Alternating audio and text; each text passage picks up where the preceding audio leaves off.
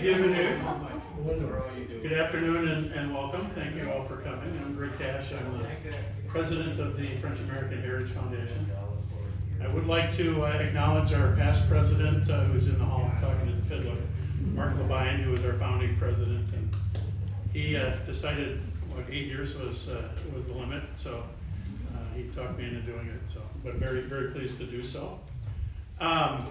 If you don't know us, we sponsor a number of different events. We normally, now that we're, I think, emerging from the pandemic, we're going to start doing more programming. So you can look forward to some things from us in the fall and next year. And we usually do at least one program in concert with the Alliance Française. So that I think will continue. So I'd like to introduce Steve Worley, who's the author of An American Gothic, The Life and Times and Legacy of William Gates LeDuc. Steve was born and raised in Rochester, Minnesota, and teaches advanced placement United History in the Twin Cities. He has taught a variety of high school history courses for 25 years and also serves as a varsity tennis coach, but he's here today because he's an expert on Monsieur LeDuc. So Steve, thank you. Welcome, thank you, Greg, for that introduction. Mark, I love a guy who sets term limits just like our Constitution for his organization. That's fantastic. So folks, it is really exciting for me to be here. Not because I'm French, okay? I'm German, so talk slow. Talk after. But 20 years ago, this summer, right now, I was working for the Dakota County Historical Society when this house was acquired by the city of Hastings for $1 from the State Historical Society under the agreement that the County Historical Society, who I worked for at the time, would manage, design, create the wonderful displays, exhibits, and object theater that you see today. So I got to be involved kind of on the ground floor level. I was involved in education, but I was asked at some point to research the family, and I was given this wonderful opportunity to produce this book, which is essentially a biography of LeDuc, but also really the house, the grounds, and everything that's part of it. And it was a real labor of love on my part. I teach history, but I love to write and read, and I just had so much fun doing it. And then duty called, I went back to the classroom, and I've stayed a little bit in touch with the people who run things here. And I was so happy when Mark reached out to me a couple years ago now to do this. So I'm really grateful to be here. One thing I want to say, and about 12 of you saw it, next door, right across, is the library. And as I understand, you'll be here till about 5, so you're going to have plenty of time after I'm done.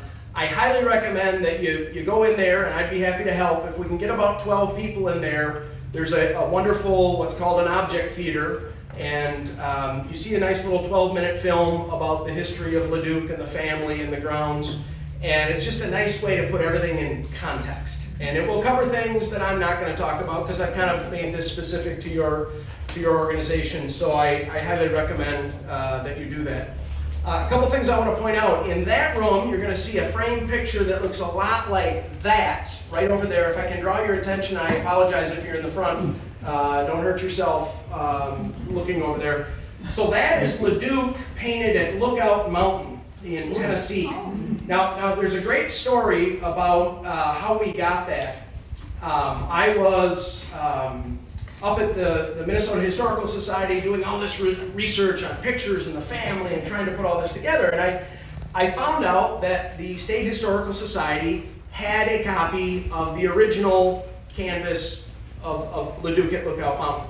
And the thing about that painting is, and I was talking to Jerry about this earlier, this is one of those paintings that other officers would basically pose for. Somebody would paint it and say, how much are you going to pay me for a painting of you at Lookout Mountain, right? Like you can find other generals essentially with the same background, right? A little bit of self-promotion there, right? I should say other Union generals at that spot. But, so here's what I find out. They have it, but to preserve it, it's in the archives, it's in the basement, it's in the vault, and it'll never be on display. So I come back and I tell my boss, and I explain to him, yeah, Mark, I'm sorry, we can't do anything about it. He says, well, would they take a picture of it? And I was like, I don't know. He says, well, why don't you call and ask? Now, this is kind of early in digital photography. This is 2001, right? So I call up there, and it was just, I wish I had taped the conversation. Yeah, this is Steve Worley calling again. I talked to you earlier. Is there any way you guys can take a digital image? And the guy's on the line going, I don't know, maybe. What would you do with it? That would be for educational purposes only. But what my boss had told me was that you can take a digital image and you can have it essentially put on canvas so that it looks like a painting. Yeah. This is all new to me, right? I'm like, wow, that'd be really cool. Same size, we'll get a gilded frame around it. So the guy from the State Historical Society calls me back and says, yeah, well, we can do that. And I said, well, how much will it cost? He said, well, if it's for educational purposes, we'll just have a photographer take it. I'll email it to you, and you guys can do whatever you want for it with it. And of course, the history teacher in me is like, what's the point in having it downstairs if nobody actually sees it, right?